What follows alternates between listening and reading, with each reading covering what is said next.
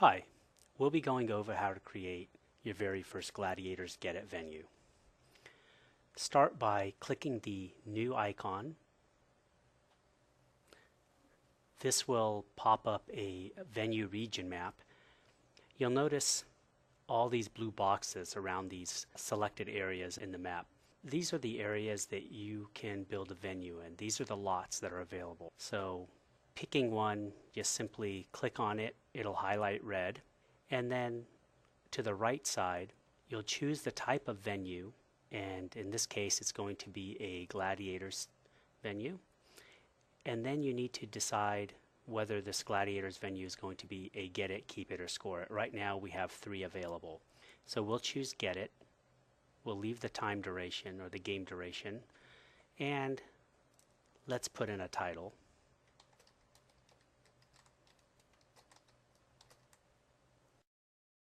Then click on the OK to accept it.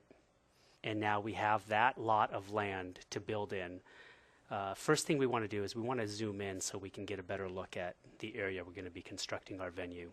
Simply click into this venue window and then use your wheel mouse to zoom in and out and just find a level that's going to be fine. And for right now, the very basic thing, the first step that I like to do is just bring in all the necessary components that make up the venue to make it a valid venue.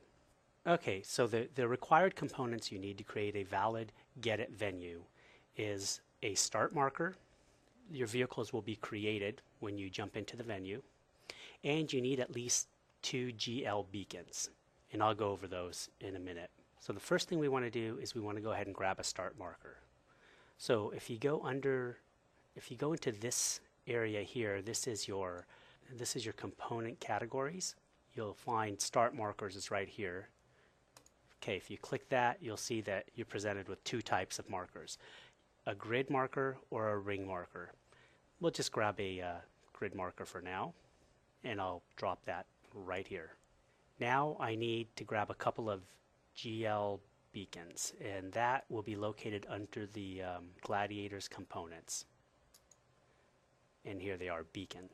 So just grab one, drop it, grab another one, we'll put it here, and a third one here. That's pretty much it. That's all you need to actually create a Get It venue. Why don't we zoom in a bit and get this all prepped?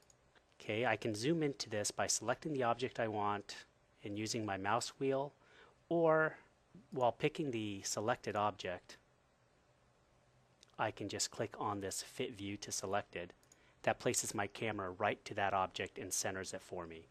Now that the camera is centered to the object, I want to rotate my camera around there so I can place it on the ground. Click into the viewport, hold the Alt button, the Alt key down while left mouse clicking, and that will allow me to rotate my camera around the object. So that's good. Let me zoom out a bit, and I can tell that this object is floating. I'm going to go ahead and just bring it down. That's good. That way my cars won't drop from so high. They'll be closer to the ground. Next, I want to place my beacons. I'm going to move the camera so I'm a little closer to the beacons. To pan the camera like this, you hold the Alt key down and hold the right mouse button down. Then it allows you to pan the camera. That way, I'm happy with my zoom level. I just want to bring this object closer to me. Now I can rotate. I can select it. Maybe I'll get a little closer to it. I'll click on the Fit View to Selected. That brings the beacon right, or that brings me to the beacon. And let me zoom out a bit and place this beacon close to the terrain. One thing you want to keep in mind, you don't want these beacons to be too high, because in this game you actually have to drive through the beacon, so you have to make contact with it. If you place it too high, your car will drive under it. You won't be able to actually get the beacon. So just make sure you place it at a level that the car can make contact with it. Now let's grab another beacon, this one, and we'll zoom to that. And we'll do the same thing. We'll drop that just so it's above the terrain.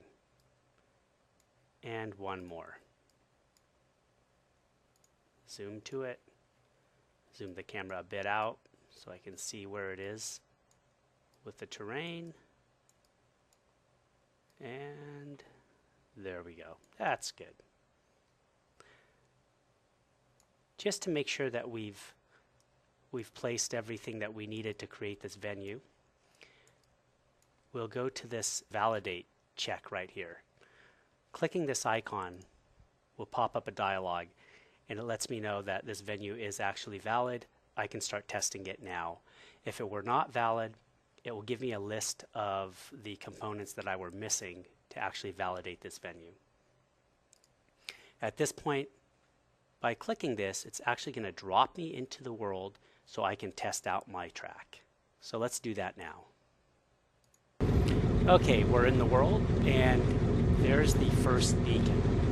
It'll only display one beacon at a time from the locations that we placed in the venue builder.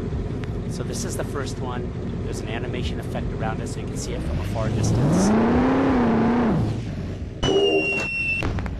And if I turn around and I can see that little red dot on my map, that's where the next one's going to be. And that'll continue randomly picking from the 3 locations that we placed.